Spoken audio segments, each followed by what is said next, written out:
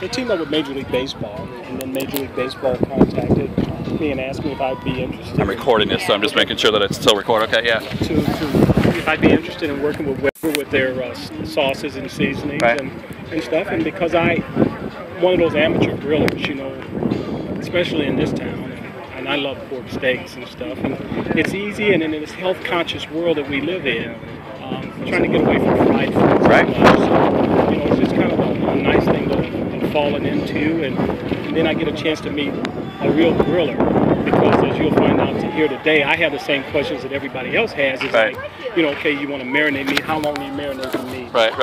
How do you season it? You know, all of those things. So, there's a website you can go to help you for that too, which is my... all right. But, you know, having interacted with Kevin and going up to Chicago and met him, you know, I learned a lot of things about how you season meat, and like chicken, for instance, not knowing how long when is chicken done. Yeah, I mean, So my problem with that was always, I look at it and I go, it's done. Now, how do I teach somebody to go, no, it's done? And so I had to look back and get quantitative as opposed to just going, yeah, I know it's done. Yeah, it looks good. But how do you tell? You cook it till it's done. So that was my problem with the website. So to learning how to teach. So here's what recipe do you grill that makes other people do backflips? Well, like that, backflips. Well, you know, they've made it easy with all of the different sauces they have, and the one that I use with my chicken is kickin' chicken.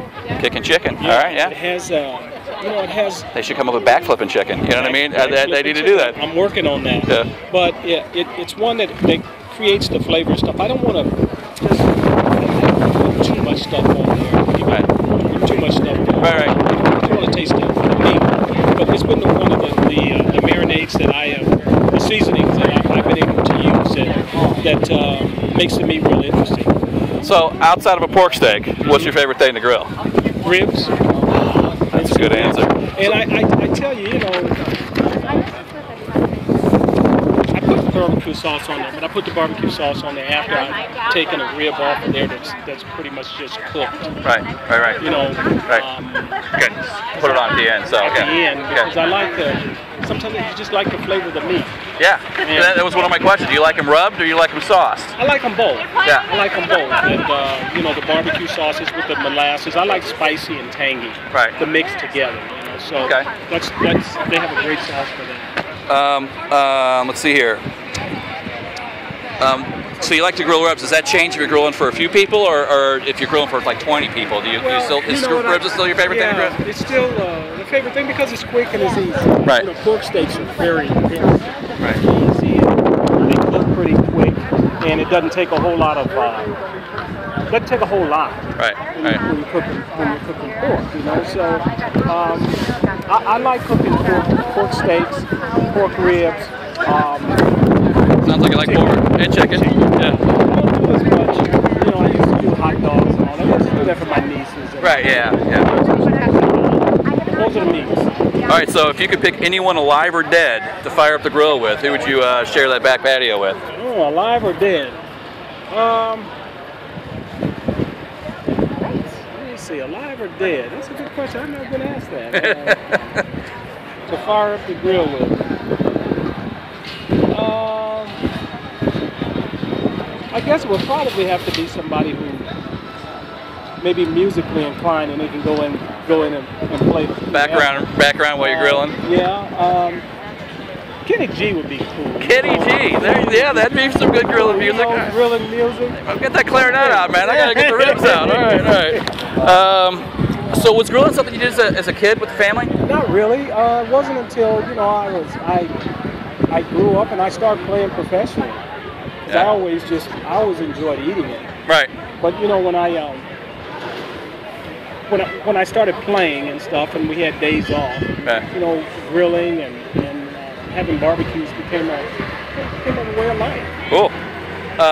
Year-round griller, or are you going from Memorial Day to Labor Day? No, year-round. Good man. Good man. I have it on the porch there, and it's easy when there's snow on the ground. I'm walking in the snow. Tell me about it. Yeah. Stuff. I have a gas grill. So well, so let's go gas or charcoal. Just like that. Gas and charcoal. You can use both on that. So. Okay, that's cool. The kind of grill I have. All right, we'll go back to ribs. Spares, St. Louis style, baby back, country style, or beef?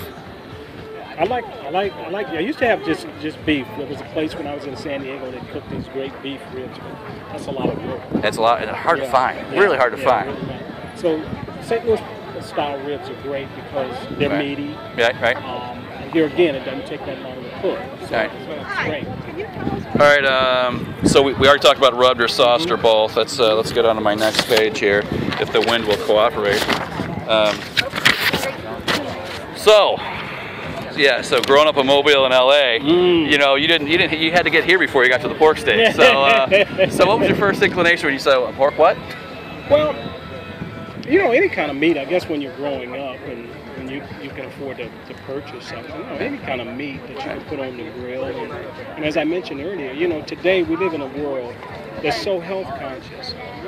And I was the health czar, you know, so my doctor always told me to get away from playing or frying too much. Right. And so it became a great way. Hey, Scott! It became a great way to do it.